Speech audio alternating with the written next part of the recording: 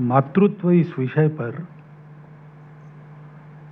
मुझे बोलने के लिए कहना ये एक अपने आप में विरोधाभास है।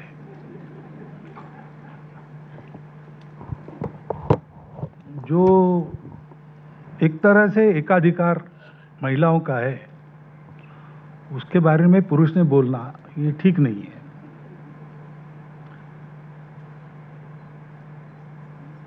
दूसरी बात है कि इस विषय की व्यापक चर्चा विश्व मांगल्य सभा के द्वारा भी हो गई है और इस विषय में अपना दृष्टिकोण क्या है, अपनी परंपरा क्या है, आज के युग में कैसा चलना आदि के बारे में भी पुराने समय से बहुत सारा चिंतन हुआ है। बहुत पीछे नहीं जाना है तो स्वामी विवेकानंद जी, गांधी जी, रविन्द्रनाथ ठाकुर जी, ऐसे लोगों ने इसका एक समग्रता से चिंतन करके हमारे सामने वो विचार रखे हैं। और वैसे देखा जाए तो ये चर्चा का विषय है ही नहीं, एक जीवन का सत्य है। आपको मानना है तो मानो, नहीं मानना है नहीं मानो। सत्य को मानकर चलोगे ठीक रहोगे, नहीं मानोगे ठोकर लगेगी। सृष्टि जो आदिकाल से, उसके प्रारंभ से जो चलती आई है, वो तो मातृत्व के आधार पर ही तो चलती है। हर जीव की नई उत्पत्ति होती है तो उसमें मातृत्व आता ही है, माता रहती ही है। सृष्टि का सृजन, संवर्धन, पोषण ये बिना मातृत्व के संभव नहीं है। और सारी सृष्टि की धारणा, संवर्धन, पोषण वगैरह, सृष्टि में एक जीव है मनुष्य, उसको प्रकृति ने शक्ति भी दी है विचार करने की। तो विचार आता है उसके पास, इसलिए वो आगे बढ़ जाता है। किसी संकट के प्रतिकार के सामर्थ्य के लिए कोई उसके पास साधन नहीं है। उसके पास न नाखून है, तीक्ष्ण दांत है, कुछ भी नहीं है, फिर भी वो आज सृष्टि का प्रमुख प्राणी बना है, सृष्टि का नेतृत्व कर रहा है। वो विचार के भरोसे कर रहा है। तो विचार शक्ति मिली है तो उसका दायित्व भी बनता है कि सृष्टि चलती रहे। और इसलिए खासकर मनुष्यों में मातृत्व ये उनके जीवन का सत्य है, क्योंकि नई पीढ़ी के संस्कार, उनकी शिक्षा आदि बातें बाकी जीवों में प्राकृतिक रीति से होती है। उसके लिए कोई स्कूल, कॉलेज, शिक्षा वगैरह ऐसा कुछ नहीं रहता है। परंतु मनुष्यों में विचार होने के कारण वो अच्छा भी हो सकता है और गड़बड़ भी कर सकता है। तो उसको दिशा देना बहुत आवश्यक होता है। वो मनुष्यों को उचित दिशा देने वाला पहला गुरु तो माता ही है। बचपन में ही उसके स्वभाव की प्रवृत्ति आदि आदि सब घर वालों के कारण बनती है और प्रमुखता माता के कारण बनती है, क्योंकि उसकी पूरी चिंता माता करती है। उसका लगाव, पहला लगाव माता से रहता है। तो मनुष्य के जीवन पर्यंत यह आवश्यकता रहती, केवल बचपन में रहती ऐसा नहीं। 10-12 साल के बाद, बच्चा बड़ा होने के बाद वो मानना कम करता है, सबसे पहले माता की अवज्ञा करता है। क्योंकि पिताजी की अवज्ञा करने जाए तो मार पड़ेगी, माता से वो डर नहीं है, इसलिए उल्टा जवाब देता है, हट करता है, ये सब करता है। बाद में जिसको अंग्रेजी में टीन एज कहते हैं, वो समाप्त होने के बाद फिर बाहर की दुनिया में जाता है तो फिर उसको जरा वस्तु स्थिति का भान आता है, तो थोड़ा संयमित हो जाता है, अपने आप को एक नियंत्रण में रखता है, अपने जीवन में आगे बढ़ने के लिए कई अच्छी बातों को अपनाता भी है। ऐसा चल के अपना जीवन पूरा करने तक उसको प्रत्यक्ष शिक्षा की आवश्यकता नहीं रही तो भी एक भावनिक समर्थन की जो आवश्यकता रहती है, कहीं पर जाकर रो सकूं, कहीं पर जाकर एक शांति पा सकूं, ऐसा एक सहज और सर्वदा उपलब्ध स्थान वो माता का ही रहता है। तो इसलिए ये मनुष्यों की जीवन पर्यंत आवश्यकता है। और अब्जावधि वर्षों के पहले सृष्टि उत्पन्न हुई, तब से अब तक ये मातृत्व की परंपरा चल रही है। उससे हम सब पृथ्वीवासी उत्तम रीति से अवगत है।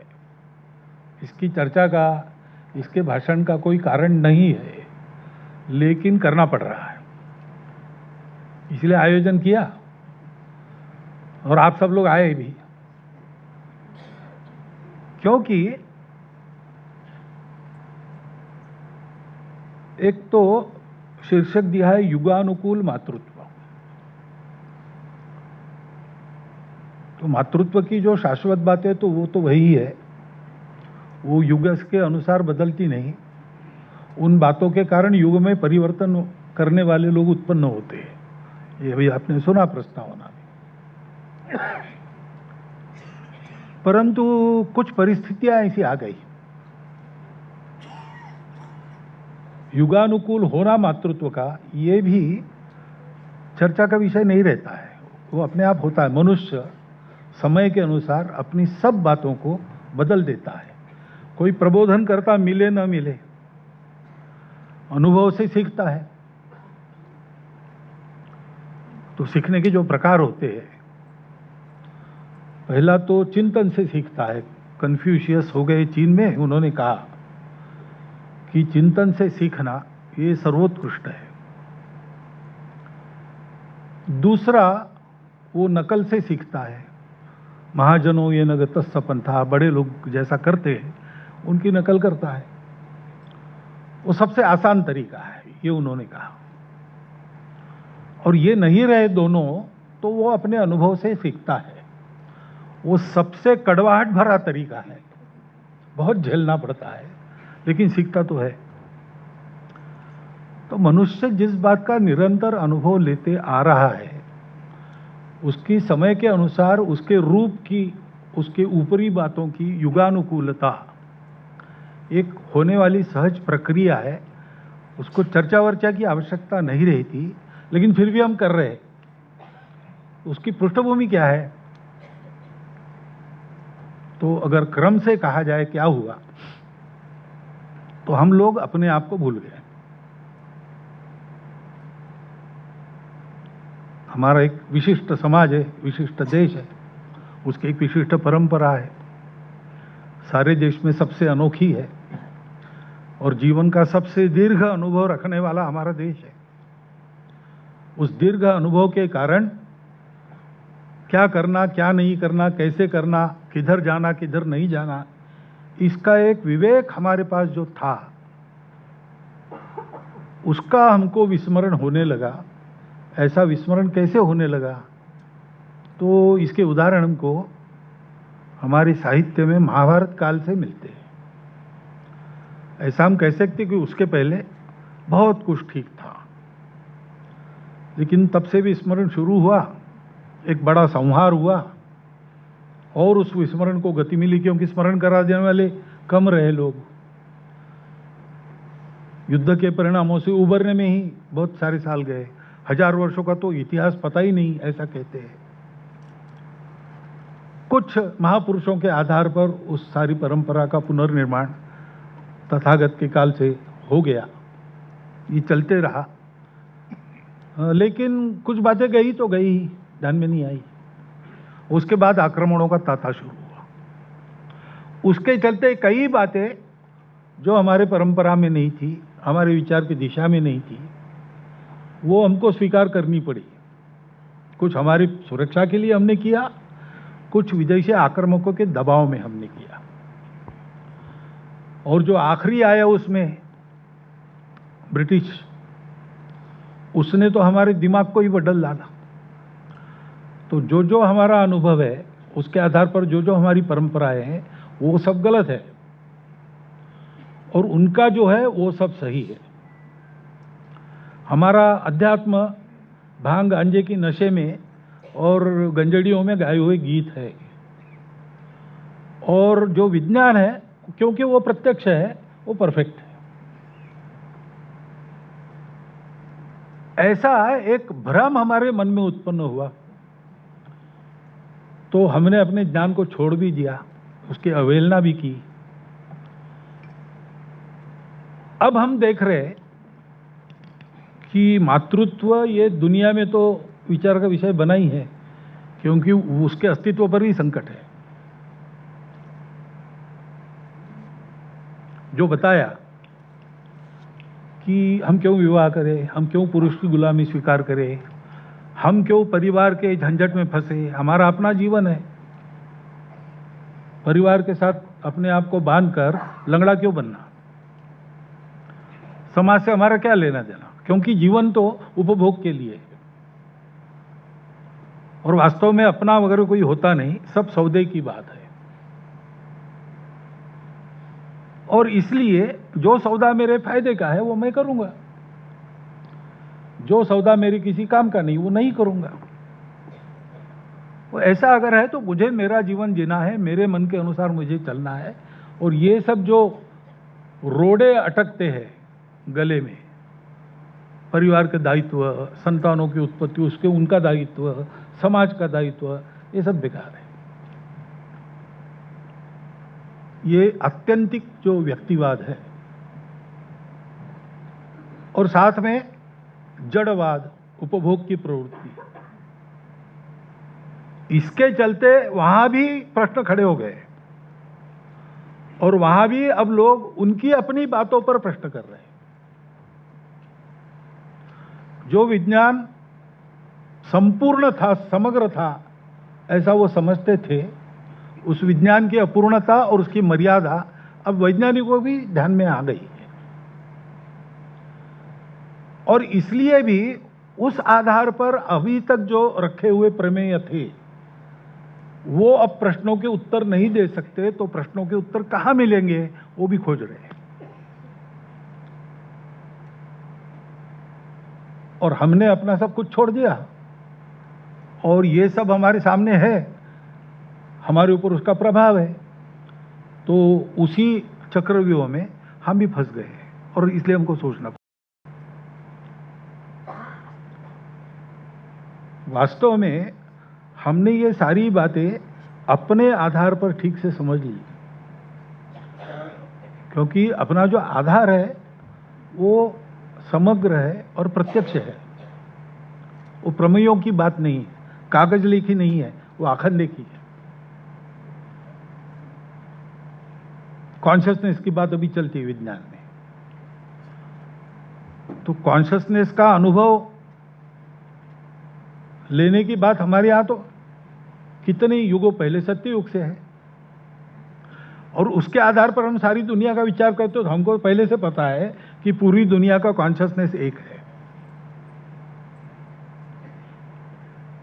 इसलिए आत्मा को जानो तो सब जान लोगे। आत्मा को जानना परम लक्ष्य है और इसलिए संयम और त्याग ये हमारे जीवन का तरीका है। हम अकेले हैं, हम अपनी मनमानी करेंगे, हम शक्ति कमाएंगे, एक शक्ति के आधार पर सबके मालिक बनेंगे। ये नहीं हो सकता, क्योंकि हम मालिक नहीं है, हम जो सब है उसके अंग है। ये इसके तरफ आज विज्ञान इंगित करने लगा है, वो युगों युगों से परंपरा से हमारे पास है। उसके आधार पर हमारे परंपराओं की जीवन की रचना थी। तो अगर उसको हम समझ लेते हैं तो इस भ्रम में पड़ने का कोई कारण होगा नहीं। और अब इतनी सारी बातें आ रही, नई टेक्नोलॉजी आ रही, ये आ रहा है, वो आ रहा है, उससे भी डरने की आवश्यकता नहीं रहेगी। हम टेक्नोलॉजी को अंगीकार करेंगे, हम उसके स्वामी बनेंगे, उसका उपयोग मानव हित में करेंगे और मातृत्व क्या, ऐसे सब बातों की एक युगानुकूल अभिव्यक्ति अपने जीवन से हम तैयार करेंगे। ये हमारा सामर्थ्य है, ये उस तत्वज्ञान का सामर्थ्य है। उसको समझने की, उस पर चलने की आवश्यकता है। तो एक जो भ्रमित विमर्श चलता है, भ्रम के कारण चलता है, कुछ जानबूझकर चलाया जाता है, क्योंकि ऐसी भी प्रतिज्ञा लेकर काम करने वाले लोग हैं कि अभी के जग दुनिया में जो कुछ मंगल माना जाता है, जो कुछ संस्कृति मानी जाती है, जो कुछ विधि निषेध माने जाते हैं, उन सबको ध्वस्त करो। कोई मूल्य वगैरह नहीं रहना चाहिए, कोई संस्कार वगैरह रहना नहीं चाहिए।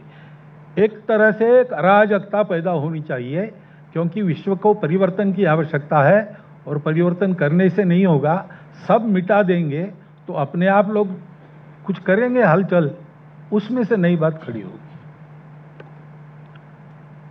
और इसलिए to unlearn everything to learn anew, इस प्रकार का एक उल्टा तरीका जो है अपने पास, उसमें से जो उपयोगी है वो निकालने के बजाय वो सब छोड़ देना। तो इदम च नास्ति परम न लभते, इस प्रकार की गति होती है समाज की। उसका अनुभव पश्चिम आज कर रही है। उनके भी पास मूल्य थे, उनके पास एक परंपरा थी, अधूरी थी लेकिन थी तो सही। उसमें संस्कारों की बात थी, विधि निषेधों की बात थी, भलमनसाहत की बात थी। परंतु इस प्रकार की एक जो आंधी आई भौतिकवादी विचारों की, उसमें से ये सारा जो उपजा, उसके चलते सब अफरा तफर हो गया। और इसलिए वो भी इसका अनुभव कर रहे हैं। इसलिए हमको यही चर्चा करनी पड़ती है। वो विमर्श है कि हमारा कोई संबंध नहीं आपस में, इसलिए हमारी आवश्यकता तो है, और आवश्यकता है इसलिए हमारे अधिकार है, कर्तव्य नहीं है। कर्तव्य तो सौदे की बात है। हमारे अधिकार की पूर्ति करने में जो उपयोगी है उसके लिए कर्तव्य है। जब तक वो उपयोगी है तब तक कर्तव्य है, उसके बाद नहीं है। और इसलिए हम अलग अलग है तो फिर सृष्टि के साधन मर्यादित है और हमारी आकांक्षाएं अमर्यादित है। तो इसका मतलब स्पर्धा होगी, जो पहले पहुंचेगा उसको मिलेगा। तो दौड़ो और सबसे आगे रहो। दूसरों को पीछे करने के लिए क्या करते हो उसका कोई महत्व नहीं है, कैसा भी करके आगे जाओ, वो ज्यादा से ज्यादा करो। तो संघर्ष होगा, संघर्ष होगा और स्वाभाविक है बलवान लोग जीतेंगे, तो जो दुर्बल है वो उनकी दासता करेंगे और उनके लिए दूसरा चारा नहीं, उनको मदद करो, उनके दास बनो, नहीं तो मरो। इस प्रकार की एक बात दिखती है और इसी को जीवन मानकर चले भौतिकवादी लोग। ये दुनिया का नियम है, struggle for existence, survival of the fittest. इसलिए फिट बनो और फिट बन के अपने सर्वाइवल का इंतजाम करो। दुनिया के सर्वाइवल की चिंता करने की जरूरत नहीं। जो उपयोगी है वो रखो, जो निरुपयोगी है वो अपने आप जाएगा। दुर्बलों का मरना ये प्रकृति का नियम है, ऐसा हम सीखे, हम यही सीखे। अब सृष्टि ये करती है, दुर्बलों को हटाती है, हटा दिया जाती है। और इसलिए स्वैरता को एक अधिष्ठान दे दिया। स्वतंत्रता यानी, स्वतंत्रता जब हम कहते हैं तो उसके साथ दायित्व आता है। वहां भी कहा गया कि तुमको हाथ चाहे जैसा घुमाने की पूर्ण स्वतंत्रता है, लेकिन उसकी मर्यादा मेरे गाल तक वो आता है तब रुक जाना चाहिए, उसके बाद तुम्हारी स्वतंत्रता नहीं है, क्योंकि झगड़ा ना हो, समाज चले। लेकिन इसका भी बंधन वो नहीं मानते। तो स्वैरता को एक अधिष्ठान तत्व का मिल गया और सारी जिम्मेवारी, सारा दायित्व वो गुलामी माना गया।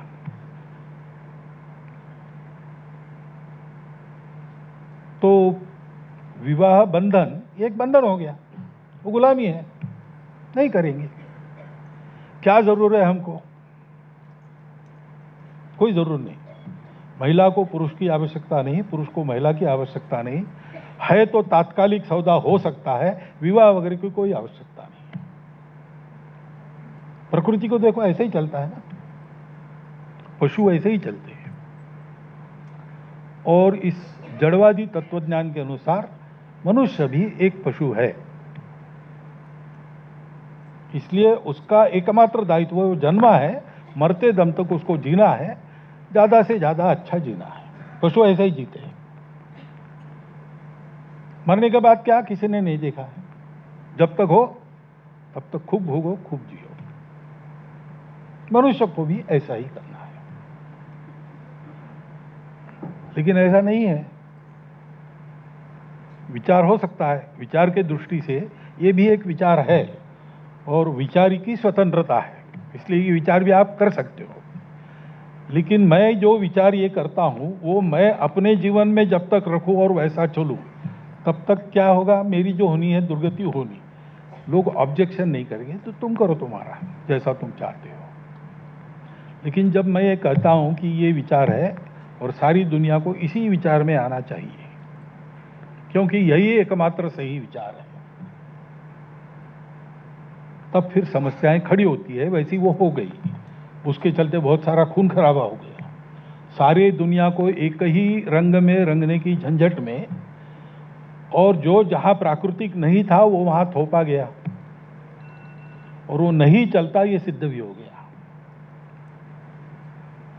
तो अब दुनिया सब तरफ जाके आई, लेकिन उन ध्यान में आया कि हम एक चक्रव्यूह में फंस गए हैं, नया रास्ता चाहिए और वो हमारे पास नहीं है। तो दुनिया भारत का नाम लेती है कि वहाँ से देखना पड़ेगा, वहाँ से समझना पड़ेगा। और हमारी स्थिति ये है कि इस उनके निर्माण किए हुए भ्रम में हम स्वतंत्रता के बाद भी इतने वर्षों में घूम रहे हैं। इसलिए ये चर्चा हमको करनी पड़ती है। तो चर्चा क्या करें? तो हम शुरू करें कि अपनी दृष्टि क्या है। तो अपनी दृष्टि यह है कि जैसा मैंने कहा, वैज्ञानिक भाषा में कॉन्शियसनेस कहो, आध्यात्मिक भाषा में ब्रह्म कहो, शून्य कहो, अस्तित्व के मूल में एकता है। और एकता जब विविधता में व्यक्त होना चाहती है तब सृष्टि बनती है। वो ऊपर से दिखती अलग अलग है लेकिन अंदर से वो एक है।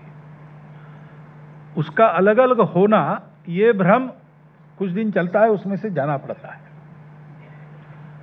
क्योंकि अनुभव करके ये भ्रम है ये समझना पड़ता है। अनुभव करने के लिए शरीर धारण करना पड़ता है, तो शरीर भी एक भ्रम हो जाता है।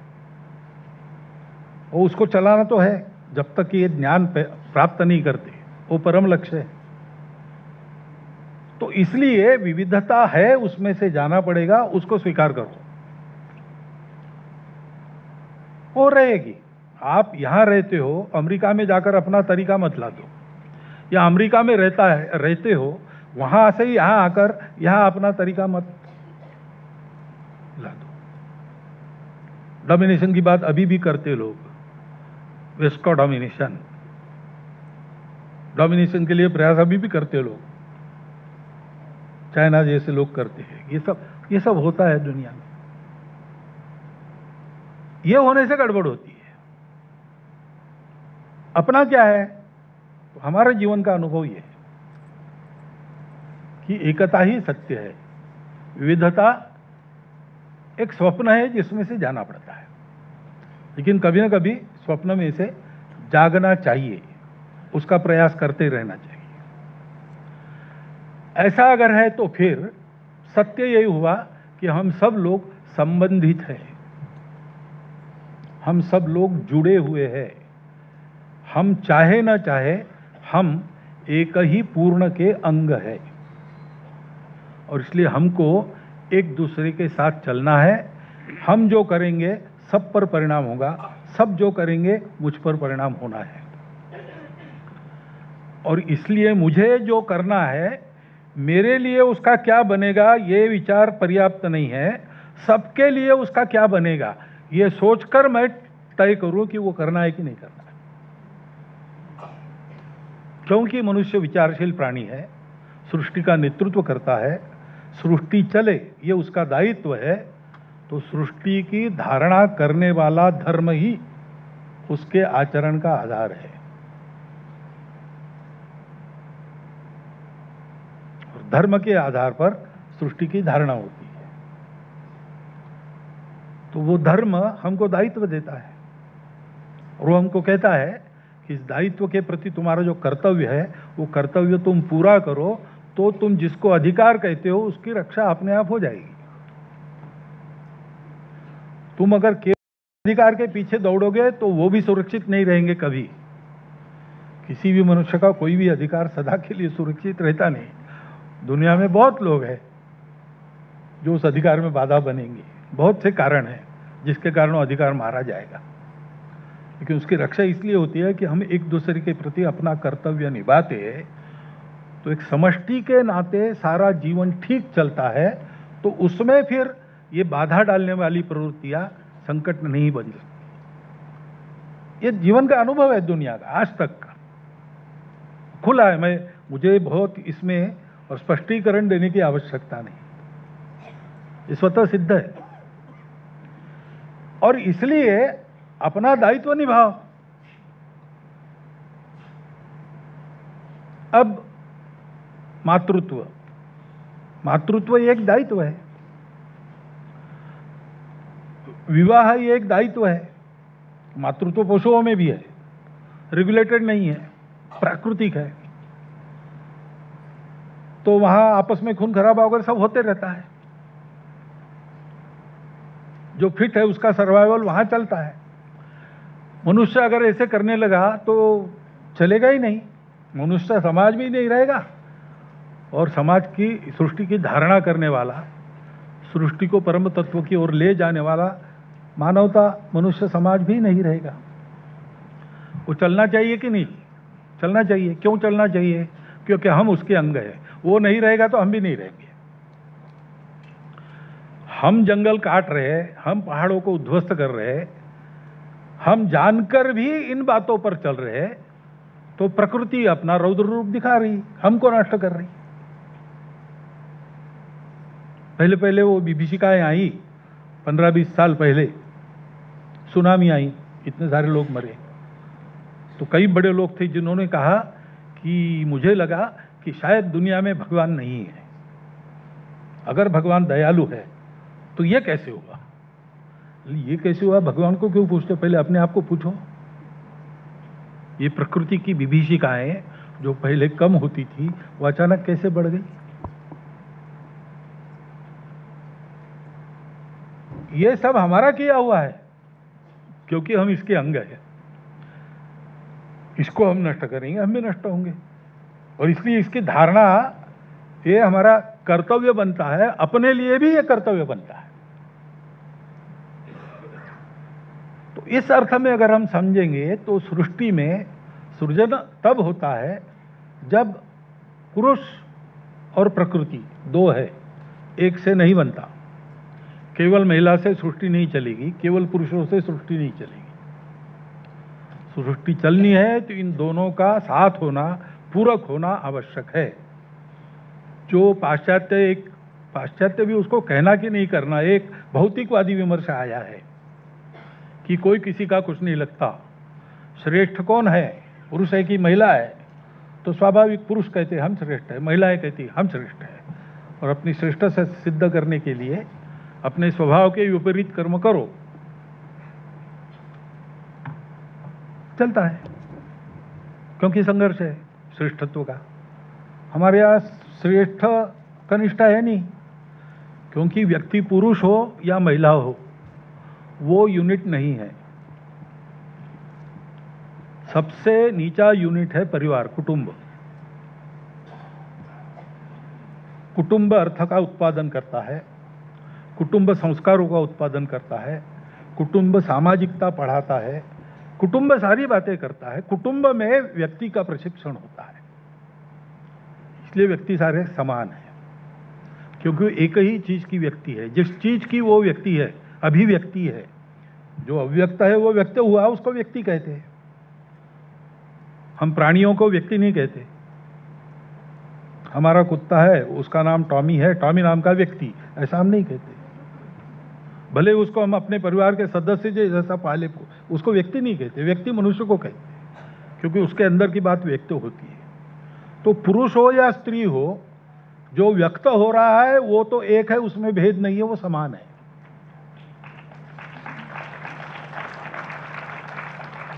श्रेष्ठ कनिष्ठ कोई नहीं है, लेकिन उनकी समानता का अर्थ नहीं है जब तक वो इकट्ठा नहीं आते। उसके कारण सृष्टि की संभावना बनती है, सृजन होता है, धारणा होती है, सृष्टि की उन्नति होती है। ये सब महिला और पुरुष ने एकत्र आकर करने का काम है।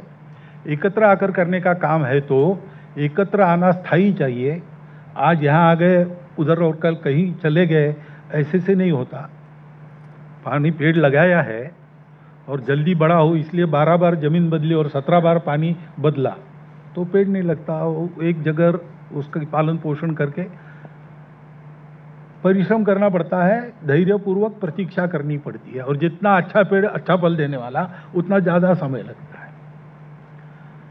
तो इसलिए सृष्टि की धारणा के लिए कुटुंब नाम का एकक बने, इसलिए विवाह है। विवाह ये पुरुष और महिलाओं की बायोलॉजिकल नेसेसिटीज का प्रावधान नहीं है। कुटुंब की योजना से समाज की धारणा करने के लिए तैयार किया हुआ उपकरण है। तो उसमें स्वाभाविक है कि सुख की व्यवस्था हो जाती है। महिला से पुरुष को जो चाहिए, पुरुष को महिला से जो चाहिए, उसकी व्यवस्था हो जाती है। वो व्यवस्था अच्छे काम में लगती है, समाज के निर्माण के काम में लगती है। लेकिन कोई कहेगा कि वो सुख तो मुझे चाहिए लेकिन उसके साथ आने वाला दायित्व तो मुझे नहीं चाहिए, तो ये कैसे रहेगा? ये गैर जिम्मेवाराना व्यवहार रहेगा। लेकिन ये गैर जिम्मेवाराना व्यवहार है, ये समझ में आने के लिए ये जो दृष्टि है उस दृष्टि को ध्यान में लेना पड़ता है। उस दृष्टि को हर घर में नई पीढ़ी को बताना, ये हो नहीं रहा है, पहले होता था, वो होना चाहिए। सारे जो संकट है कि ये जो प्रवाह संस्कारों का चलता था उससे दृष्टि मिलती थी, उसलिए आचरण का एक शील मिलता था, विधि निषेध मिलते थे, विवेक मिलता था, वो आगे जाना बंद हो गया। इसलिए फिर समस्या बन गई, क्योंकि परिस्थिति तो बदलती है और परिस्थिति के अनुसार कुछ बातें बदलनी ही पड़ती है, कुछ बातें किसी भी हालत में नहीं बदलनी है। हम मर जाएंगे लेकिन उनको नहीं बदलेंगे, हम नष्ट हो जाएंगे लेकिन उसको नष्ट नहीं होने देंगे। लेकिन कुछ बातें हैं वो समय के अनुसार बदलनी पड़ती है। तो समय बदला है। पुरानी परिस्थिति में एकत्र रहना संभव था, आज प्रयास करके भी संभव नहीं होता। तो ये परिस्थिति का परिवर्तन, ये संकट नहीं, अगर दृष्टि है तो ये संकट होता है क्या? तो ऐसे कई परिवार है जो 3 महीने में संभव है, तो नहीं तो वर्ष में एक बार इकट्ठा आते। और बिहार में तो आप देखिए छठ के समय दुनिया के किसी कोने में घर का व्यक्ति बैठा है, वो उन 2-3 दिन के लिए कम से कम घर में आएगा ही आएगा। तो अपने संतानों सहित माता पिता उनको लेके ऐसे जाते आते हैं, एक दूसरे को मिलते हैं, तो उनको परिचय होता है, हम कौन है, हम कैसे हैं, हम क्या है। वहाँ गपशप होती है, कई बातें पता चलती है, रीति रिवाज का संक्रमण उसमें से होता है। एक घर में माता पिता से विवाद करने वाला बच्चा ऐसे फैमिली गैदरिंग में जब जाता है तो देखता है कि अन्य भी कुटुंब जो है हमारे परिवार के, उनमें ये चल रहा है, तो पूछता है, तो दूसरा बच्चा बताता है कि भाई ये अच्छी बात है, ये करनी चाहिए, तो उसका अपने आप प्रशिक्षण होता है। तो अगर ये पता है हमको कि कुटुंब यानी एक रचना केवल नहीं है, उस रचना में आत्मा है, अपनापन। ये अपनापन कायम रह सकता है, कहीं भी रह के कायम हो सकता है। अगर एकत्र रह सकते हैं, सान्निध्य मिल सकता है तो बहुत अच्छी बात है। लेकिन सान्निध्य नहीं मिलता ऐसा है तो भी हम उसकी कुछ व्यवस्था कर सकते हैं ना। अपने धर्म का आचरण करना, अपने कर्तव्यों का पालन करना, समाज में अपना समय लगाना, सेवा करना, इसके लिए अनुकूल परिस्थिति है तो सब करते हैं। लेकिन हमने देखा है हमारे इतिहास में, हमारे पूर्वजों ने, ये असंभव था, तब भी हर हालत में उन्होंने उसको किया।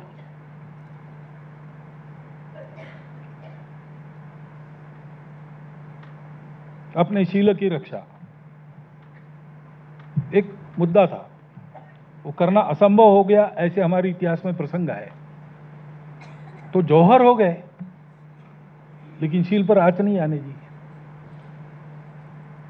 नरमुंडों को ढेर लगे, मनों से तोले गए, लेकिन परंपरा को, संस्कृति को नहीं छोड़ा। तो इस प्रकार अनुकूलता में चलना और प्रतिकूलता में चलना, तो पहली तो बात ये संकल्प चाहिए कि ये सत्य है, अनुभूत सत्य है, उसको चलना चाहिए। ये संकल्प अगर है तो रास्ते निकलते हैं। हर बार मरना ही पड़ता है ऐसा नहीं है। तो हम देखते दुनिया में लोगों ने अपनी जमीन छोड़ दी, दूसरे देश में चले गए। पारसी लोग यहाँ आए अपने धर्म की रक्षा करने के लिए। तो ये क्या है, इसका महत्व क्या है हमारे आज के जीवन में, इसका संबंध क्या है, एकदम ध्यान में नहीं आता है। जो चकाचौंध है भौतिकता की और हमारे मन में जो विस्मरण है उसके कारण। स्वामी विवेकानंद अमेरिका में गए, वहां का बौद्धिक वैभव उन्हें देखा, उनके मन में चकाचौंध नहीं आई। उन्होंने कहा अमेरिका का वैभव तो अद्वितीय है, अनुपमेय है अभी, लेकिन भौतिकता के घोर अंधकार में वो लोग फंस गए हैं। इसलिए उन्होंने हमको कहा कि हे भारत, तुम उठोगे तो तुम्हारा उत्थान तुम्हारे अपने भलाई के लिए नहीं है, ध्यान रखना। तुम भौतिक वैभव के उदाहरण तुमको नहीं बनना है, बन गए अपने आप जाते जाते, कोई बात नहीं, लेकिन उसके लिए तुम नहीं जी रहे हो। तुम अपने पराक्रम से सारी दुनिया में जगत जेता का आदर्श रखने के लिए नहीं हो, तुमको सेवा करनी है, परोपकार त्याग का आदर्श रखना है। तुम्हारी समाज की महिलाओं को सीता सावित्री का आदर्श रखना है।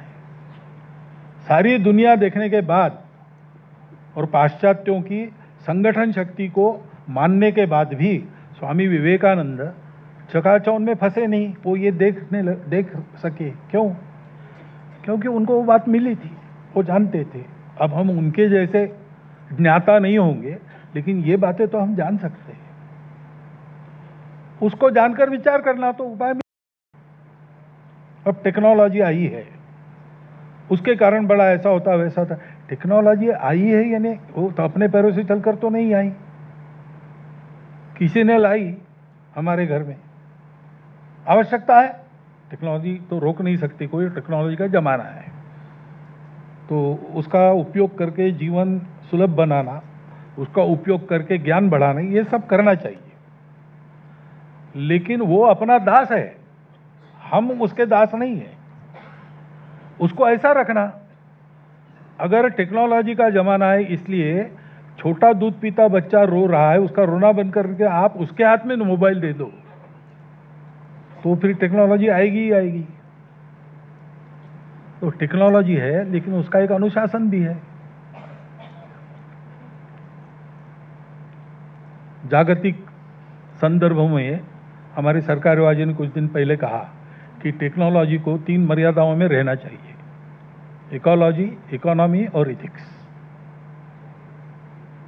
हम अपने व्यक्तिगत और पारिवारिक जीवन में इसका उपयोग कर सकते हैं ना, हो रहा है।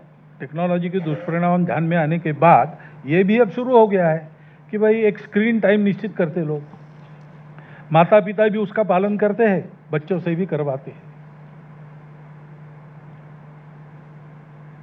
अब मोबाइल के कारण, टेक्नोलॉजी के कारण मनुष्यों के क्षमता का ह्रास होने की संभावना है, ये तो दिखता है। 9 गुना 3 कितने, ऐसा पूछते हैं तो हम तो पहाड़े सीखे इसलिए 27 हमको मालूम है, लेकिन आज पूछो तो बच्चा एकदम मोबाइल निकालता है, कैलकुलेटर, और फिर बताता है। वो कष्ट नहीं करता अपने दिमाग को थोड़ा तानने का, क्योंकि जो सुलभ है और क्विकली अवेलेबल है, तो मैं क्यों परिश्रम करूं? जब वाहन उपलब्ध है, 25 कदम दूर जाना है, वाहन है मेरे पास, तो मैं पैदल क्यों जाऊं? तो ठीक है, ये सुविधा आ गई, साथ में फिर डायबिटीज भी आ गया। तो इसका जो विवेक है, वो विवेक अगर माता पिता आचरण करते हैं तो बच्चों में भी आता है। अभी पति पत्नी दोनों काम करते, कैसे समय देंगे? कैसे समय देंगे यानी देना तो पड़ेगा ना। आपकी प्रायोरिटी क्या है? कमाई प्रायोरिटी है कि बच्चों का अच्छा होना प्रायोरिटी है? करियर करियर करियर, बच्चों को करियर की तरफ धकेलते समय प्रायोरिटी क्या है? आपको बुढ़ापे में आपकी सेवा करने वाले बच्चे चाहिए कि अमेरिका से टेलीग्राम करने वाले कि मैं आ नहीं सकता, आप उधर निपट लो? एक करियर एक लेजिटिमेट परस्यूट है, उसकी मान्यता है, परंतु उसकी भी मर्यादा है। ऐसे कमाई एक लेजिटिमेट परस्यूट है, पुरुषार्थ है, अर्थ पुरुषार्थ है, लेकिन वो करना, उसका उपयोग क्या करना और वो कितना करना। अर्थ सर्वस्व नहीं है, काम सर्वस्व नहीं है, और मोक्ष के बारे में भी कहा जाता है कि वो सर्वस्व नहीं है। संत कहते हैं कि खुद तर गया तो कौन सी बड़ी बात है, खुद तरने के बाद सबको तारा तो वो असली संत है। संतों ने कहा है, जो जिनको अनुभव है। तो इन सबकी कुछ मर्यादाएं हैं, उसके अनुसार चलना है। और धर्म की भी एक मर्यादा हो जाती है। मोक्ष में फिर सबका विचार नहीं होता, मोक्ष प्रत्येक का व्यक्तिगत होता है, क्योंकि मर्यादा पालन से दुनिया की धारणा होती है, दुनिया चलती है। मनुष्य अपने विकास में एक मर्यादा पालन करता है, सृष्टि अपने बढ़ने में एक मर्यादा पालन करती है। ये सब लोग मर्यादा पालन करते हैं, इसलिए सृष्टि चलती है। तो उस मर्यादा को ध्यान में रखकर अगर हम विचार करेंगे तो हमारी प्राथमिकताएं बनेगी। हम राणा प्रताप का पाठ था हमको हिंदी की पुस्तक में, और उसमें एक वाक्य था कि गुलामी के पंच पकवानों से स्वतंत्रता की सूखी रोटी भली है। ये क्या चीज है भाई? तो ये मर्यादा ही है ना। पंच पकवान ना नहीं चाहिए ऐसा नहीं है, लेकिन वो गुलामी के नहीं चाहिए, स्वतंत्रता का चाहिए, सूखी रोटी ही भली है। ऐसे हर बात में हमको तय करना है तो समय भी निकल आएगा। आवश्यकता के नाते करते हैं तो समय निकालती है।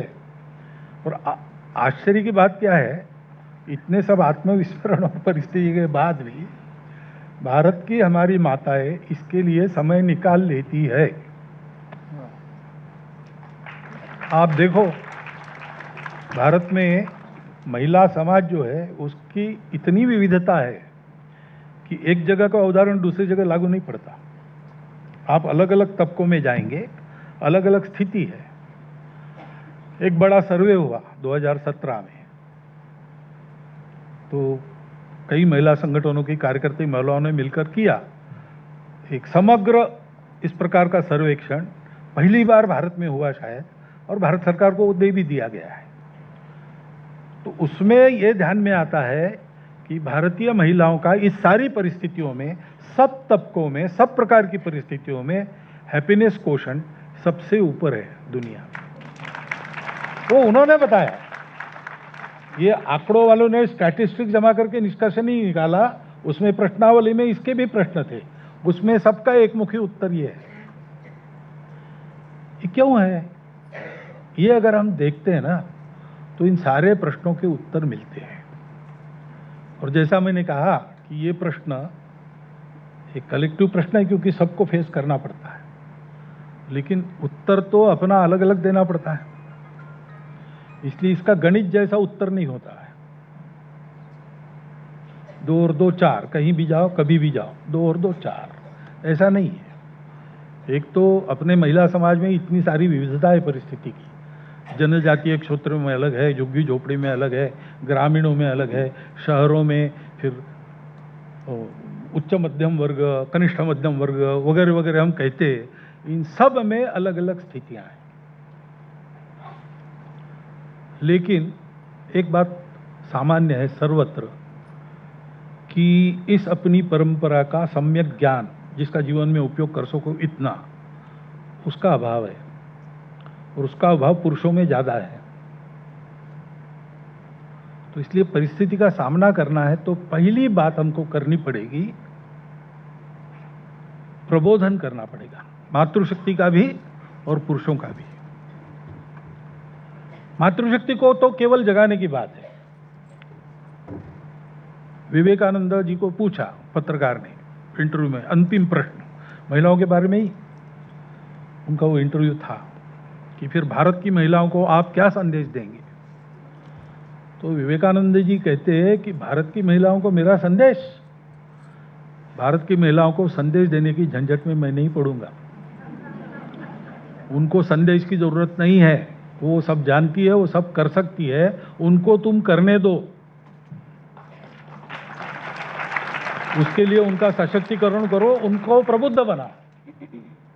इतने दिन घर के अंदर बंद करके रखा तो दुनिया का उनका ज्ञान जो था वो लुप्त हो गया है।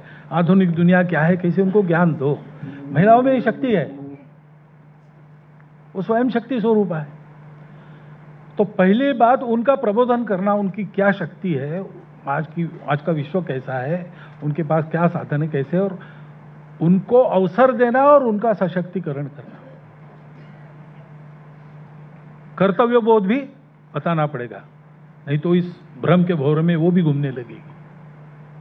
तो अपनी दृष्टि का भी बोध कराना पड़ेगा, ये पहली बात है। दूसरी बात है कि जो जिस शैली में हम पहले करते थे, अभी थोड़ी अपनी शैली बदलनी पड़ेगी।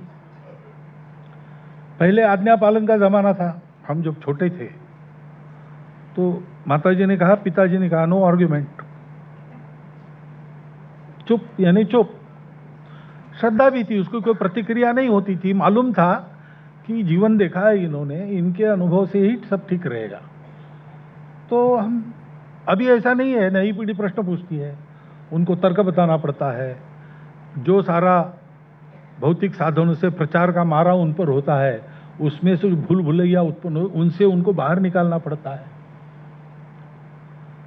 तो एक तो बहुत अधिक अपनापन देने की जरूरत है, समय देने की जरूरत है और संवाद करने की जरूरत है। डिक्टेशन नहीं, डिस्कशन, ऑर्डर नहीं, कॉन्सेंसस। आज परिवार में बातचीत बंद हो गई है, अपना मोबाइल, सब लोग ऑफिस से पति पत्नी दोनों आते हैं, बच्चे भी स्कूल से आते हैं, भूख लगी है इसलिए कुछ खा लेते हैं, हर एक आदमी अपना मोबाइल लेके ऐसा करते बैठता है। बाहर के मिलने के लिए आ गए, उनकी भी सुध नहीं लेता है ना। ऐसा आपका भी अनुभव होगा। इसको बदलना पड़ेगा तो समय मिलेगा, समय मिली तो बात होगी, बात में गपशप होगी तो बच्चा खुलकर कुछ बोलेगा। बच्चा अपना कितना भी दूर चला जाए, जीवन में उसको अनुभव जरूर आता है कि हमारा अपना क्या है, इसका महत्व दुनिया में है। तो लाख बाहर गया तो भी कभी आकर आपको पूछेगा कि ये ऐसा ऐसा है, इसका उत्तर चाहिए। क्या है, हमको जैसे पूछते हैं, विदेशों में तो पूछते ही है कि भाई ये बंदर के मुख जैसा भगवान और हाथी के मुख जैसा भगवान, ये क्या मामला है। अब वो घर में आके पूछते तो घर में पिताजी को पता नहीं, माताजी को पता नहीं। टेक्स्ट बुक में आना चाहिए, ठीक है, टेक्स्ट बुक में आना चाहिए, कोई बात नहीं, लेकिन टेक्स्ट बुक पर बच्चों को छोड़ देना है क्या। अपने बच्चों की परवरिश पहले 12 साल तक अपने हाथ में रहती है। हम कुछ उनको बताएंगे कि नहीं, तो हम सीखेंगे कि नहीं, हम ही जानकारी लेंगे कि नहीं। ये करना पड़ेगा, उसके आधार पर उनकी जिज्ञासाओं का समाधान करना पड़ेगा। जो हम उनको बताएंगे वो अपने जीवन में उनको दिखना चाहिए। अभी ऐसा नहीं मानेगी नई पीढ़ी, जो आप कर रहे हो वो बोलो। वो तो बड़ा वो विश्लेषण करते हैं, फोन पर भी झूठ बोल रहे पिताजी, तो माताजी को कहते कि हमको कहती हो, वो तो झूठ बोल रहे, क्योंकि आईक्यू बढ़ा है, ईक्यू नहीं बढ़ा है अभी, तो इसलिए चलेगा। तो अपनी शैली को हमको ठीक करना पड़ेगा। संस्कार जो होते हैं वो इस आत्मीयता में से, संवाद में से होते हैं, में से होते हैं। ये 3 घटक आवश्यक है। दुनिया में कहीं भी जाओ, कभी भी ये आवश्यक थे, है और रहेंगे। और ये अगर पक्का है तो उस टेक्नोलॉजी के चक्रव्यूह से उसको बाहर आना आसान होता है। कभी अंदर जाके फंस भी गया तो भी बाहर का रास्ता खोजता है और बाहर आ जाता है, लेकिन उसको शायद तैयार करना पड़ेगा। आपस में मिलते रहना, रिश्तेदारी कितनी व्यापक होती है। केवल अंकल और आंट से काम नहीं चलता हमारे यहाँ। ममेरे भाई, फूफेरे भाई, चचेरे भाई, ये वो ऐसा चलता है। और ये सब लगाव कायम रहते हैं। तो फुफेरे भाई के साले का विवाह है, इसलिए जाना पड़ता है किसी को। ये मेंटेन करते हैं हम, ये हमारी परंपरा है। इसको बने तक धीमा नहीं पड़ने देना, मिलते जुलते रहना, और साथ में बच्चों को लेके जाना, घर के सबको लेके जाना जितना बन सकता है। तो इससे एक बंधन बनता है, एक व्यापकता आती है सोचने के दायरे में, और मनुष्य व्यक्तिवादी नहीं रहता। संवाद होना है, और पुरुषों का भी प्रबोधन होना है। और वो प्रबोधन केवल बौद्धिक होकर नहीं चलेगा, कुछ आदतें भी बदलनी पड़ेगी। इसलिए महिला तो शक्ति स्वरूपा है, और वो एक समय 18 काम कर सकती है। 18 हाथ वाली है दुर्गा। तो इसलिए घर के 18 काम उसी के जिम में लगाना ये भी ठीक नहीं है ना। पहले क्लियर कट दो दुनिया थी, महिलाओं की घर में, पुरुषों की बाहर में। यहाँ महिला मालक है, घर में पुरुषों की नहीं चलती थी, आज भी नहीं चलती, ऐसा कहते पुरुष।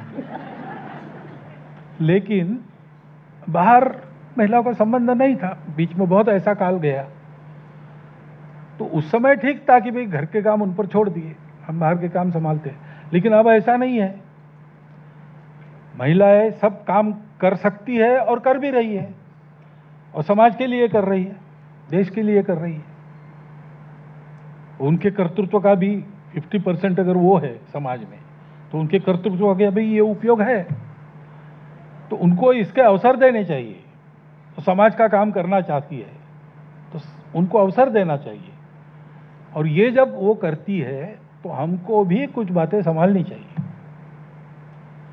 तो हमारी यशवंतराव जी केलकर थे, उनकी पत्नी बताती थी कि हमारे घर में हमारी भी एक टीम है।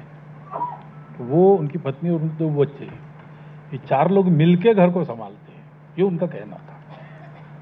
तो घर को चलाने में हम सब एक साथ रहते हैं, मिलकर सब काम करते हैं, बांट लेते हैं और पूर्ण करते हैं। परिवार में ये होना चाहिए। ये बदले हुए समय में ऐसे कुछ बदल हमको करने पड़ेंगे, और ये हम कर सकते हैं, कर सकेंगे, क्योंकि ये करना शुरू किया कि 2-3 वर्षों के बाद घर के सब लोगों को अनुभव होता है कि इसके कारण सब अच्छा हो रहा है, इसी के कारण सब अच्छा चलेगा। तो फिर पूरा परिवार साथ आ जाता है। बहुत धैर्य से, शांति से करना पड़ता है। धैर्य और शांति ये तो महिलाओं का प्रमुख गुण है ना। मैंने आज कहा कार्यकर्ताओं को, श्रीमद् भगवद गीता में विभूति योग में भगवान ने विभूतियां बताई है अपनी। तो पुरुषों का नाम एक गुण के लिए लेते हैं, शस्त्र धारण करने वालों में मैं राम हूं, प्रकाशमान वस्तुओं में मैं सूर्य हूं, ऐसा। लेकिन जब महिलाओं का प्रश्न आता है तो किसी का नाम नहीं लेते, पूरी महिला जाति के ही 6 गुणों का उल्लेख करते हैं। क्या?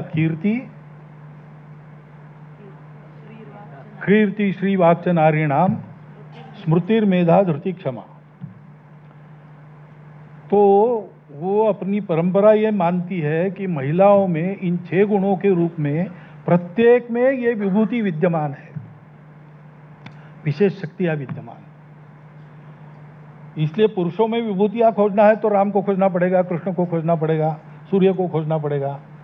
लेकिन महिलाओं में खोजनी तो खोजना नहीं पड़ेगा, वो है ही समाज में इतनी सारी। ये उनके बारे में धारणा है, अनुभव जन्य, अनुभव सिद्ध धारणा है। और इसलिए हम कहते हैं कि महिला तो साक्षात जगत जननी है वगैरह वगैरह। बीच का काल ऐसा गया कि उस जगत जननी को हमने दासी बना के घर में रखा।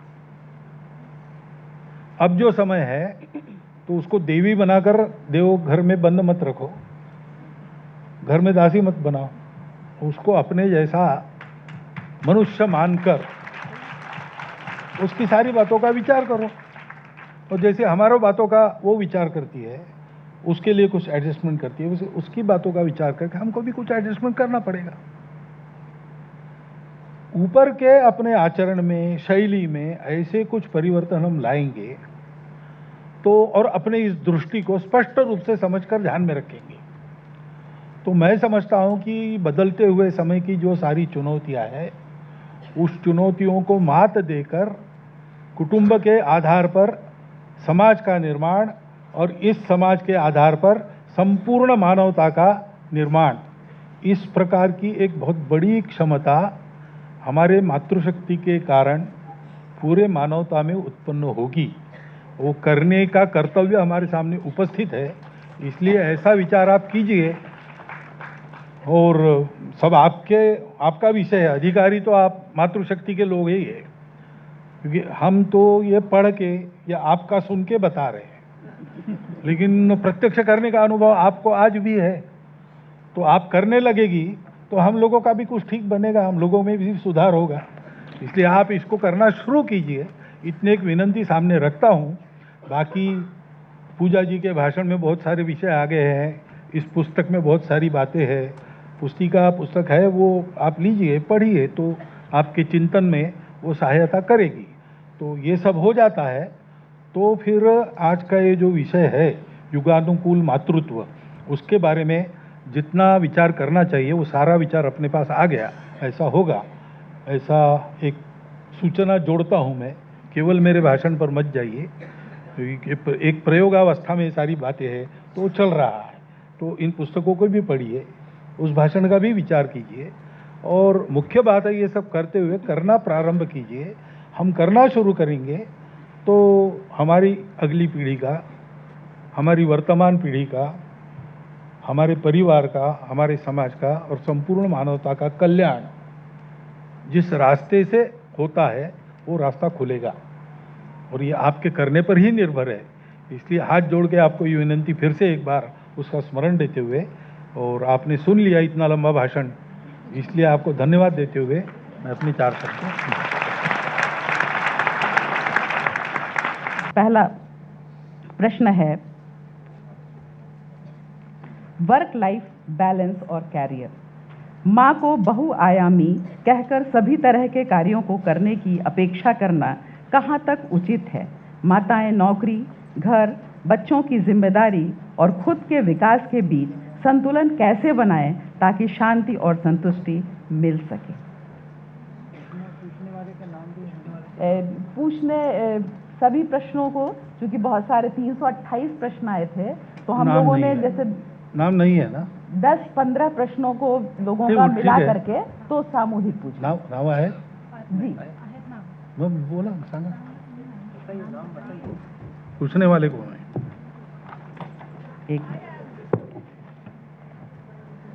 इसमें मेजर सीमा कौशिक शर्मा, ममता त्यागी जी, सुषमा यादव जी, प्रियदर्शनी राहुल और सुधिधा गौतम।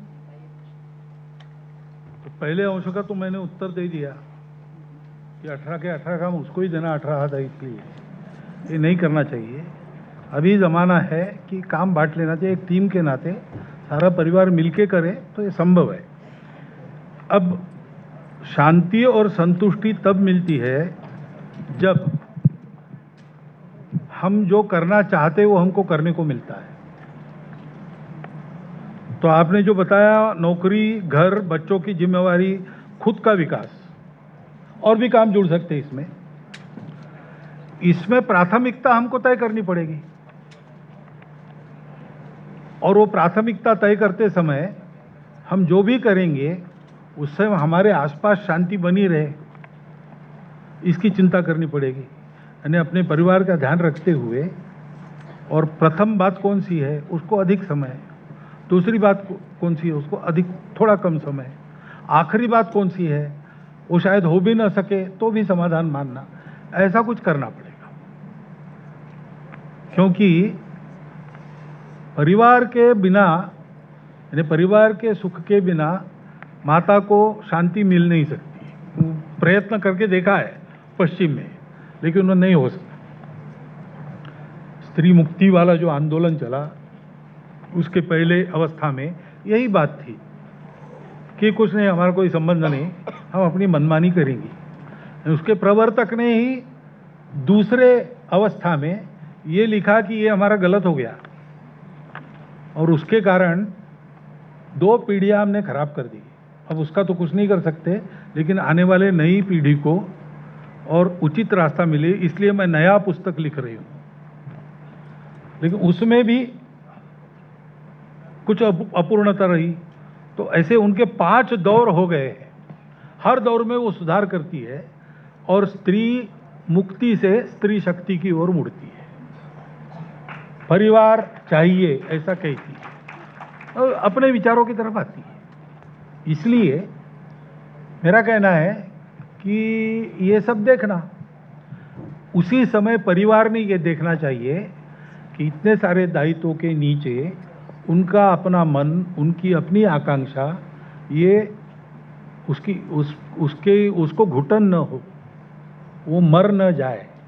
कैसा अवसर हम दे सकते हैं ये सारा करने के लिए, ये परिवार ने भी सोचना चाहिए। इसलिए मैंने कहा कि दोनों का प्रबोधन आवश्यक है, और जब संस्था एक संगठन करेंगे प्रबोधन तब करेंगे, लेकिन अपने घर से आप प्रारंभ कर सकती हो, क्योंकि कड़वी गोली कैसे खिलाना प्रेम से वो आप जानती हो।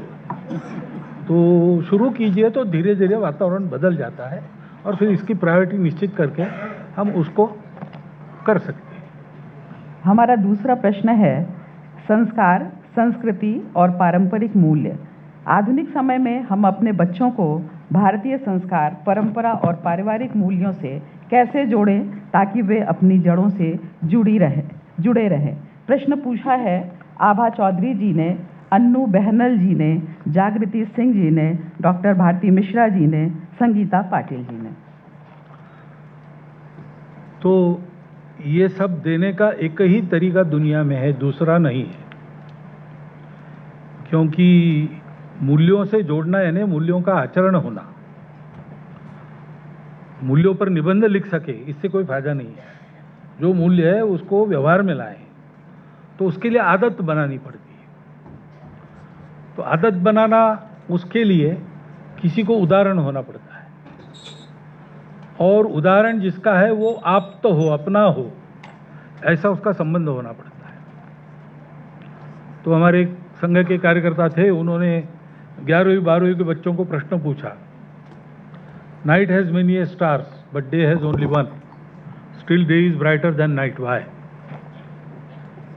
तो उत्तर एक ही है कि सूर्य स्वयं प्रकाशी तारा है, वो प्रकाश दे सकता है। रात को चंद्रमा देता है, लेकिन सूरज नहीं है तो अमावस्या रहती है। जब उसको मिलता नहीं उधार में प्रकाश, तो अमावस्या रहती है। सूरज की अमावस्या नहीं होती कभी, क्योंकि वो स्वयं प्रकाशी है। और दूसरा, सूर्य से भी बड़े बड़े हजारों प्रकाशमान तारे, लेकिन लाखों प्रकाश वर्ष दूर है, तो उनका प्रकाश आते आते एक टिमटिमान की रोशनी रह जाता है, और वो भी रोशनी 1 लाख साल पुरानी है। तो अभी जो देखेंगे वो 1 लाख साल पुराना है, अब क्या है पता नहीं। सूरज एक है कि 8.5 मिनट में उसका पूरा प्रकाश पृथ्वी पर पहुंचता है, इसलिए वो प्रकाश दे सकता है। यही तरीका है गुण उत्पन्न करना, जीवन में मूल्यों का आचरण उत्पन्न करना। इसके लिए उदाहरण चाहिए, आत्मीयता चाहिए। वो अनुकरण करने जाता है तब उसको ठोकरें लगती है। तो साइकिल सीखते सीखते गिर गई, इसलिए साइकिल सीखना छोड़ दिया, ऐसा न हो। गिरकर फिर उठे, प्रयास जारी रखे, एक दिन साइकिल सीख जाए। ऐसे ही मूल्यों के आचरण में कई प्रकार की ठोकरें लग सकती है, तब उसको संभालना, पथ पर अविचल रखना, ये भी काम करना पड़ता है। ये जब होता है घर के बड़ों से, तो अगले पीढ़ी के पास ये मूल्य जाते हैं। ये तरीका है। तीसरा प्रश्न है, सामाजिक विकृति और नैतिक अंकुश। सामाजिक रूप से स्वीकार्य परंतु नैतिक रूप से अस्वीकार्य व्यवहार का अंतर समझना हमारे लिए कितना आवश्यक है और समाज को इसे कितनी गंभीरता से लेने की आवश्यकता है। प्रश्न पूछा है अंजू वत्स जी, डॉक्टर सोनिका गुप्ता जी, डॉक्टर प्रियंका सचदेवा जी, राजेश्वरी जी और श्रेया वैजापुरकर।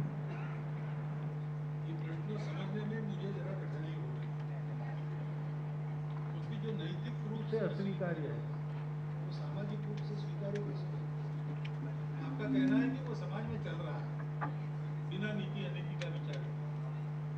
ऐसा तो हो नहीं सकता। समाज अगर चलना है तो नीति का विचार। नीति तब आती है जब एक से ज्यादा मनुष्य है।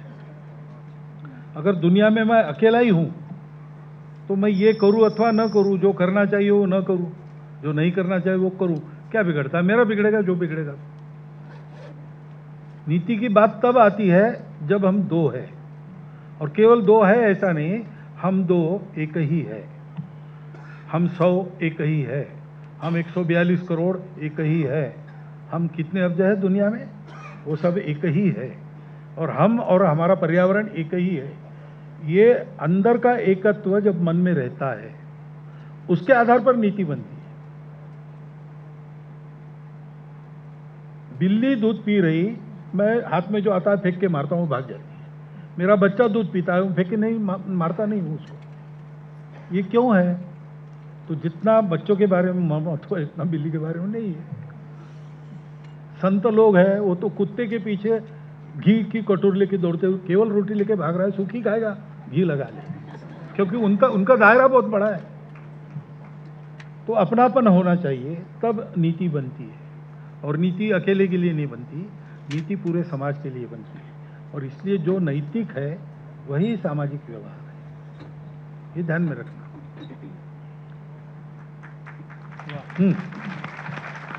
सभी मातृशक्तियों से आग्रह है कि आप अपने स्थान पर बने रहें। कार्यक्रम के अंत में वंदे मातरम होगा और तभी आप स्थान छोड़ें। चौथा प्रश्न है, social digital platforms and fake narrative. Social media नैतिक रूप से गलत व्यवहार एवं अमर्यादित भाषा को सामान्य बना रहा है, जिसका दुष्प्रभाव समाज पर दिखाई दे रहा है।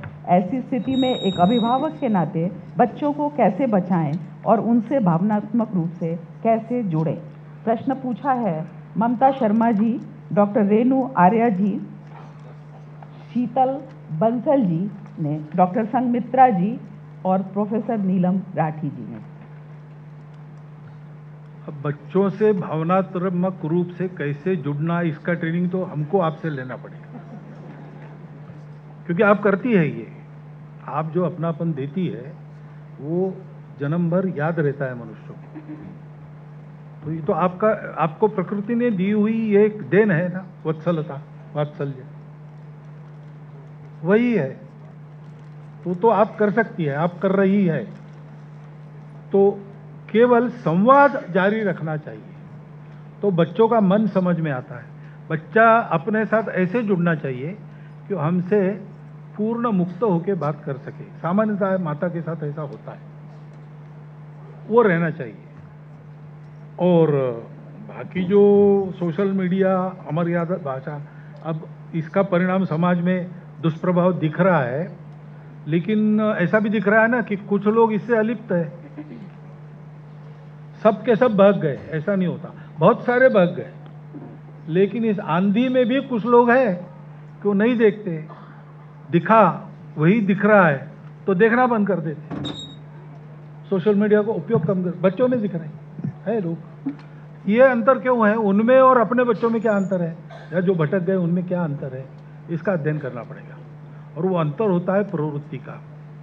प्रवृत्ति, जैसा मैंने कहा, पहले चरण में 3 साल तक आयु के, दूसरे चरण में 7 साल तक घर में घर के बड़ों के सानिध्य के कारण बनती है, उनके अनुकरण करके होती है। पांचवा तो एक मिनट, तो ऐसा हुआ कि एक बच्चा घर के अंदर ही पला बढ़ा, तो उसकी भाषा जैसे लड़का था और लड़की जैसी भाषा बोलता था, वो अच्छा नहीं लगा माताजी को, तो अपने भाई के पास भेजा। भाई पुलिस में था, तो फिर वो भाई के यहाँ 3 महीने रहकर जब वापस आया मामा के यहाँ रहकर, तो घर में आने के बाद पिताजी में क्या हाल चाल है, तो उसने कुछ पुलिसी भाषा में उत्तर दिया उनको। तब उनको समझ में आया कि ये बहुत ज़्यादा हो गया, ऐसी कथा है। या कभी ऐसा हम सुनते हैं फ़ोन पर अंग्रेजी सीखने के लिए, फ़ोन पर प्रशिक्षण लेने वाले में, उसको तो अंग्रेजी नहीं आई, लेकिन वो वहाँ का शिक्षक वो भोजपुरी सीख गया, ऐसा भी हमने सुना है। तो ये है कि ये सब है, लेकिन इसको नहीं देखना, ये हमको नहीं करना है। अभी फिल्मों में फॉर ओनली एडल्ट ऐसा आता है, तो इसका मतलब ये नहीं जी कोई कंटेंट है बच्चों के लिए खराब है, एडल्ट्स के लिए अच्छा है, ऐसा नहीं है। लेकिन उस कंटेंट से अप्रभावित रहने की क्षमता एडल्ट्स की होगी, ऐसा माना जाता है। वो भी नहीं रहते अप्रभावित, लेकिन माना जाता है। बच्चों की नहीं होती है, निश्चित है। तो ये क्षमता उनमें विकसित करना, ये विवेक उनको देना। कई अपने यहाँ पर विदेश में लोग गए पिछले पीढ़ियों में, बिल्कुल तिलक गांधी जी के ज़माने से, तो वहाँ के मोहमय वातावरण में ही रहना है और स्वतंत्र है, कोई देखने वाला नहीं है। तो शराब की आदत है, महिला पुरुषों में जिस प्रकार का व्यवहार होता है उसकी आदत है, वो सहज ग्रहण कर सकते हैं। तो यहाँ से माताजी उनको शपथ लेके भेजती थी कि ये 2 बातें तुम नहीं करोगे, मांसाहार नहीं करोगे, ऐसा वहाँ की पत्नी नहीं करोगे। और उस एक माता के दिए आश्वासन, माता को दिए आश्वासन पर, उसके आधार पर ये लोग वहाँ गए और इन सब बातों से अनछुए वापस आए। ये क्या है? ये एक विवेक भरा उस समय, उस विवेक का प्रयोग करना अपने बच्चों को आना चाहिए। इसकी चिंता हम करेंगे तो फिर, और थोड़ी वो डिसिप्लिन लागू करनी पड़ेगी। बच्चों ने नहीं देखना चाहिए, इस भाषा को सुनना नहीं चाहिए, तो आप भी मत देखिए और आप भी मत सुने, क्या बिगड़ता है? हम करते हैं, बच्चे उसका अनुकरण करते हैं। हम अगर एक तरीका हम अपना कर चले, बच्चे उस तरीके में पलेंगे, बढ़ेंगे, उनकी प्रवृत्ति बनेगी। ये करना चाहिए। 5वां प्रश्न है महिला व पुरुष समन्वय। प्रश्न है, समाज में महिलाओं के प्रति पुरुषों की सोच और घर के संचालन में उनकी भागीदारी कैसी रहे ताकि मातृशक्ति को बराबर का सहयोग और सम्मान प्राप्त हो। प्रश्न पूछा है अदिति टंडन जी ने, नीमा भगत जी, डॉक्टर रूबी मिश्रा जी, शिरीन खजूरिया जी और रूबिका लियाकत जी। वैसे तो उत्तर आ गया है मेरे भाषण में, लेकिन जैसा मैंने कहा कि पुरुषों का प्रबोधन ये भी मातृशक्ति जागरण के लिए समाज की आवश्यकता है। और वो जागरण कड़वी घुट्टी कैसे पिलाना वो आप जानती है, आप करोगी। यहाँ बैठे पुरुष वर्ग से भी मेरी विनती है कि थोड़ा इस तरफ ध्यान करिए, अपने से प्रारंभ करके अपने अपने घरों में वातावरण बनाइए। वो बनाना ही पड़ेगा, उसके बिना होगा नहीं। मातृशक्ति जहाँ सम्मानित होती है वहाँ देवताओं का वास होता है, ये वचन निरर्थक नहीं है।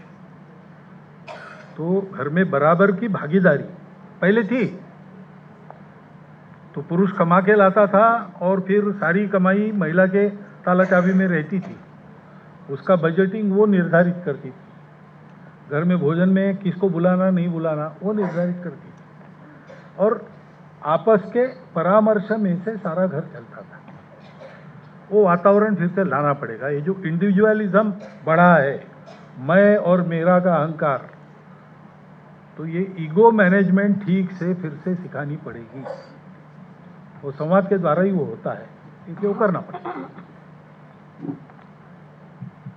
6वां प्रश्न है बच्चों की परवरिश और शिक्षा।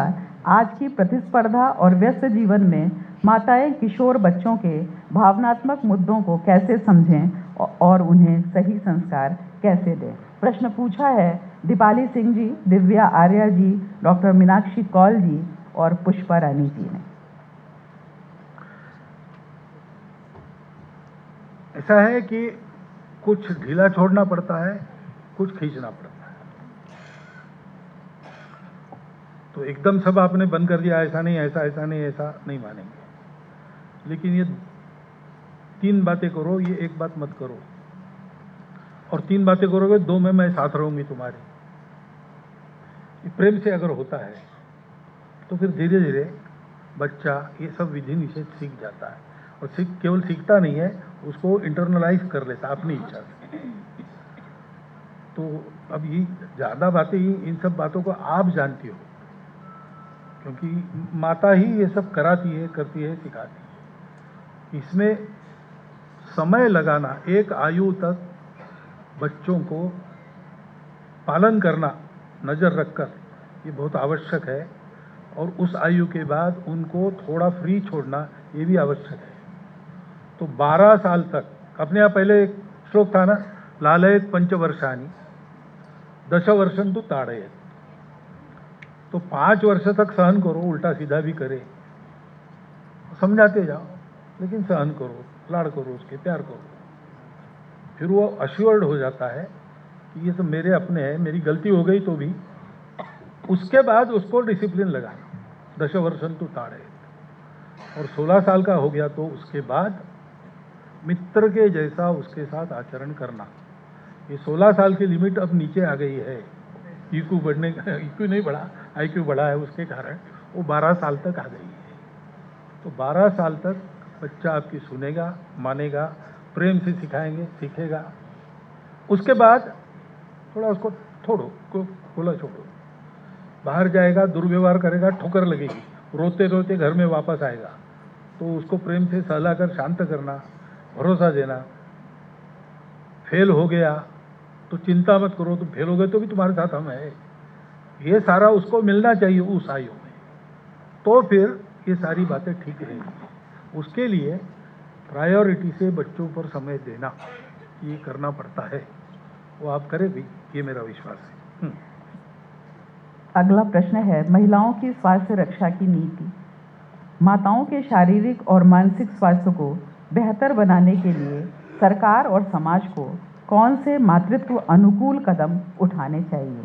प्रश्न पूछा है डॉक्टर पूनम गोयल जी, डॉक्टर दीपशिखा गोयल जी, नीता जी, प्रतिभा बालियान जी, सीमा सिंह जी। तो सरकार के बारे में आपने पूछा है, तो यहाँ सरकार में जो है ऐसे लोग भी बैठे हैं, तो उनको मैं कहता हूँ कि इसका समुचित विचार करके और अपनी नीतिगत कृति से उसका उत्तर दे। लेकिन कुछ बातें होती है नहीं, जैसे महिला कर्मचारियों के लिए सुविधाओं की एक रचना हर ऑफिस में चाहिए, ऐसा बताते हैं ना, इसका अभाव है। विद्यालयों में लड़कियों के लिए, जो मिश्र लड़के लड़कियां एक ही विद्यालय में पढ़ते हैं, उनके लिए कुछ अलग से सुविधाएं चाहिए। तो माताओं को मैटरनिटी लीव का विशेष प्रावधान करना पड़ता है, ऐसी कुछ आवश्यकता होती है। देहजनित जो प्राकृतिक अंतर है, उसके कारण महिलाओं की कुछ आवश्यकता होती है। उसके लिए प्रावधान हर प्रकार की सेवा में चाहिए, उनके लिए सुविधा हर प्रकार की सेवा में चाहिए।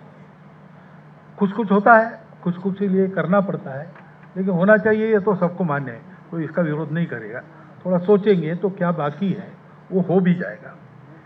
समाज को ये ध्यान में रखना चाहिए कि कुल मिलाकर महिला समाज ये अपना भी दायित्व है, ऐसा बाकी लोगों को मानना चाहिए।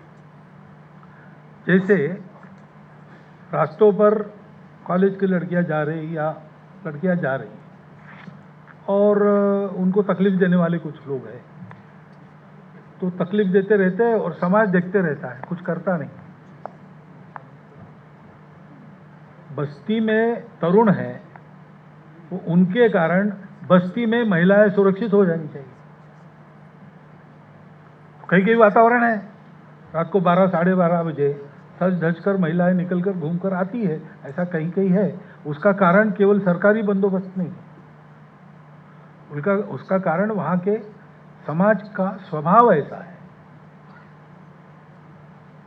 तो ये समाज को करना चाहिए। समाज को अपनी महिलाओं की ओर देखने की दृष्टि को बदलना है। जो पहले थी कि भाई मैं सीता जी के केवल पायल पहचानता हूँ, बाकी नहीं पहचानता हूँ, क्योंकि मैंने कभी आंख उठाकर उनका चेहरा, ये वृत्ति थी अपने समाज में।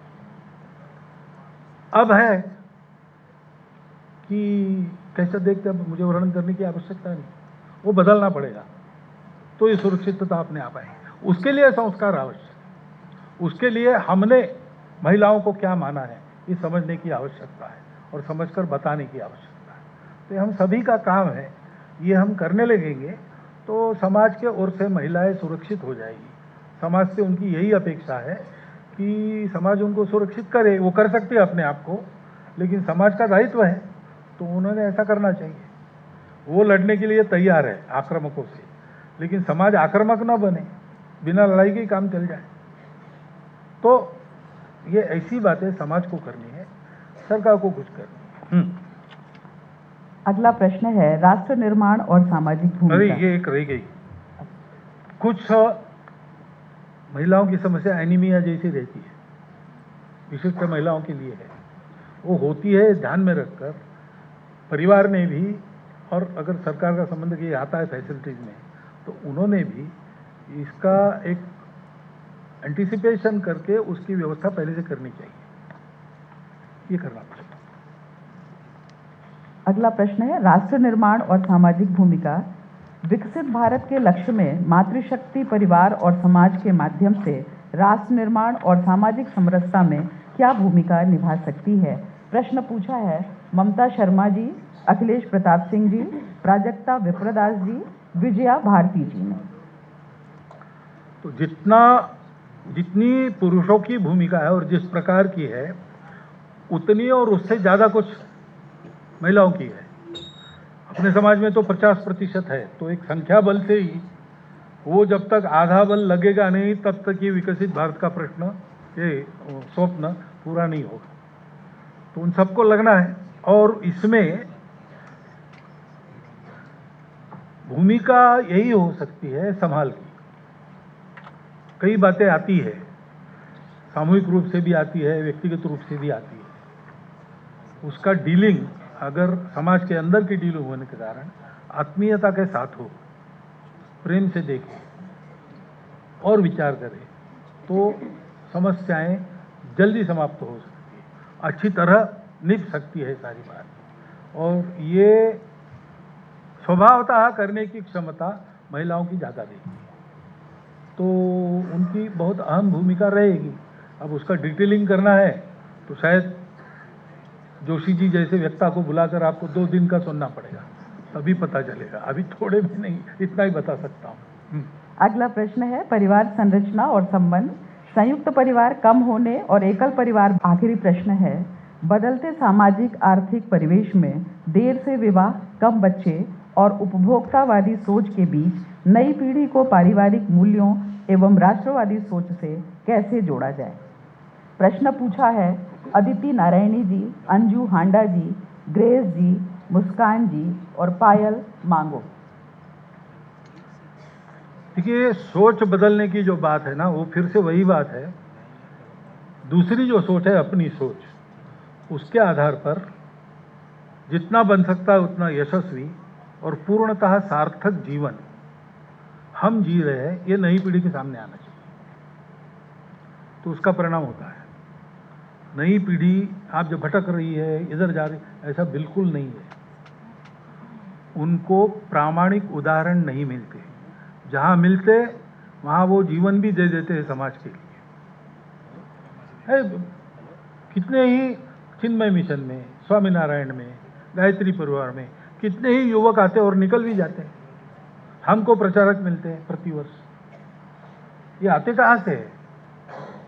कुछ उनकी प्रवृत्ति बनती है, लेकिन सबसे बड़ी बात है कि वो उदाहरण देखते हैं।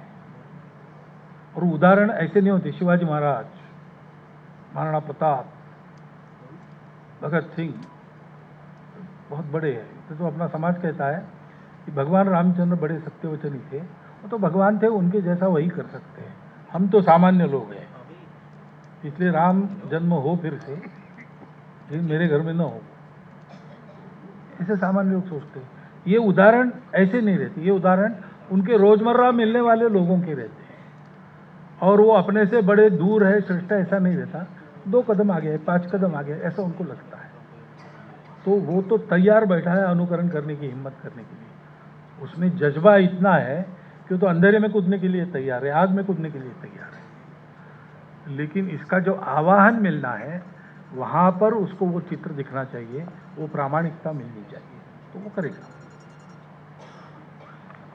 सभी प्रश्न समाप्त हुए। हाँ, मैंने थोड़े में उत्तर दिए क्योंकि समय का तकाजा था। सभी उपस्थित मातृशक्तियों जो विभिन्न जगहों से आई हैं, जो हमारे अतिथि विशिष्टजन हैं, और हमारे व्यासपीठ पर उपस्थित सभी अतिथियों का पूरा विश्व मांगल्य परिवार नतमस्तक होकर धन्यवाद ज्ञापित करता है, कृतज्ञता ज्ञापित करता है। और हम सब अब कार्यक्रम के अंतिम चरण में वंदे मातरम के साथ